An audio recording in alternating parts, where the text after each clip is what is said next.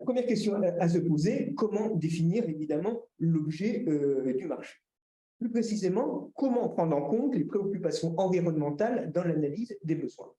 Alors, il y a des marchés pour lesquels c'est relativement évident parce que soit le marché a en lui-même un objectif environnemental, la gestion des déchets, la mise en place de bornes de recharge, soit parce que l'exécution du marché a un impact environnemental qui est lui aussi évident.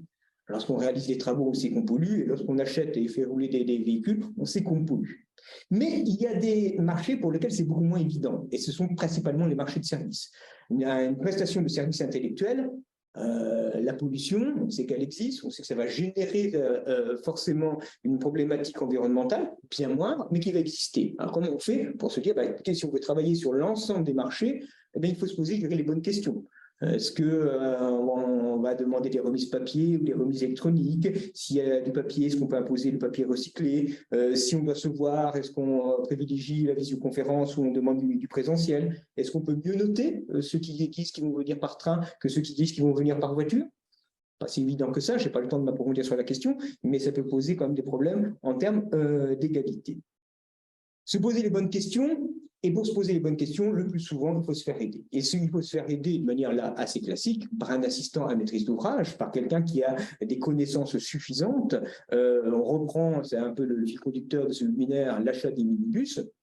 Si vous avez décidé d'acheter ces fameux minibus, est-ce que ça va être un minibus thermique, électrique ou roulant à l'hydrogène, lequel va être le plus polluant lors de sa production? Parce qu'à la limite, ce qui est le plus polluant lors de son utilisation, on arrive tous à le comprendre, mais lors de sa production, c'est très très difficile de le savoir. Un bureau d'études spécialisé pourra évidemment aider. Et se faire aider par l'utilisation du sourcing.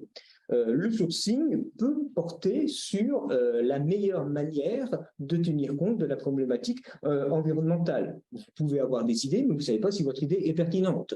Est-ce que finalement, il y a des opérateurs sur le marché qui pourront répondre à la problématique, à l'idée en quelque sorte que j'ai eue?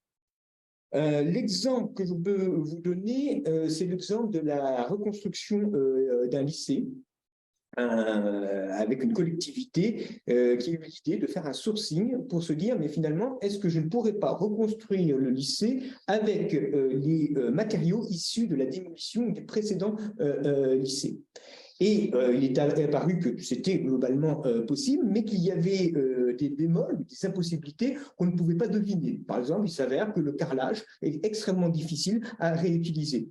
Et donc, la collectivité a su que sur certains points, elle pouvait imposer la réutilisation d'un certain nombre de matériaux et que sur d'autres, elle ne pouvait pas y aller parce que tout simplement, les opérateurs ne savaient pas faire parce qu'il y avait une impossibilité technique. Donc, se faire aider. Se faire aider, et on peut avancer la slide, voilà. Et ensuite, on peut également établir un schéma de promotion de l'achat écologiquement responsable.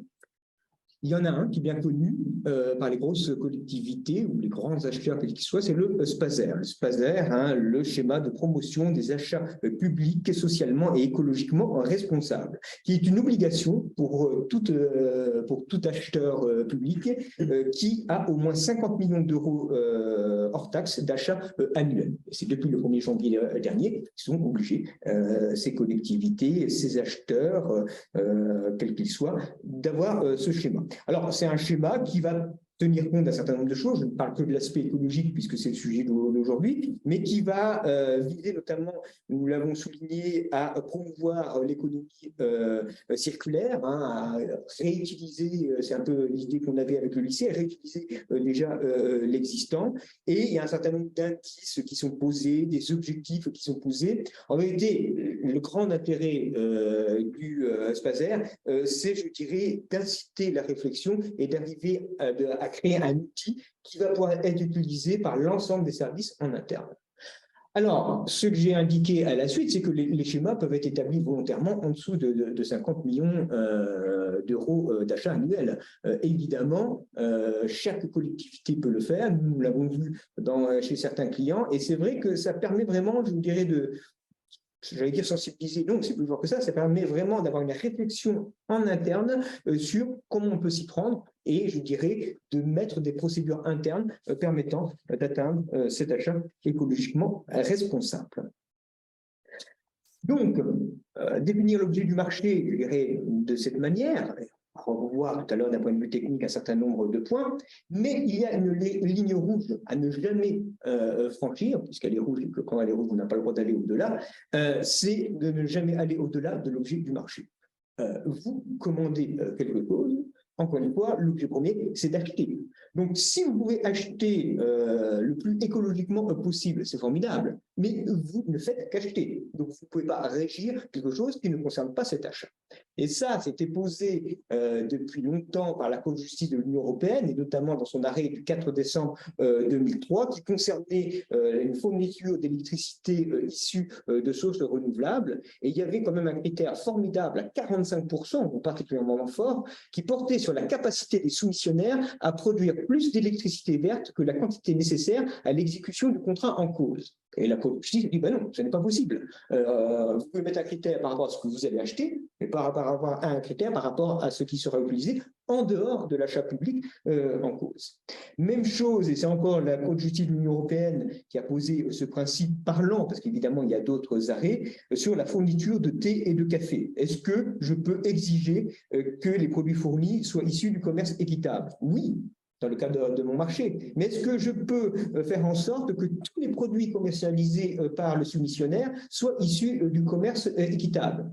En quelque sorte, je ne vais contracter avec vous que si vous m'apportez la preuve que dans l'ensemble de votre activité, vous n'utilisez que des produits issus du commerce équitable. Non, non, parce que ça ne me regarde pas. Je suis en dehors de l'achat public. En revanche, c'est là évidemment une illustration puisque c'est un tribunal administratif, le tribunal administratif de Paris, en 2016, a clairement jugé que je peux exclure les véhicules à motorisation diesel puisque l'objet de mon marché, c'est l'utilisation de véhicules propres. Là, c'est très clair, ça reste dans l'objet de mon marché, je peux parfaitement le faire. Donc, ces exemples permettent, je dirais, de comprendre quelque chose. C'est que vous êtes contraint par l'objet du marché. Vous ne pouvez pas aller au-delà de l'objet du marché.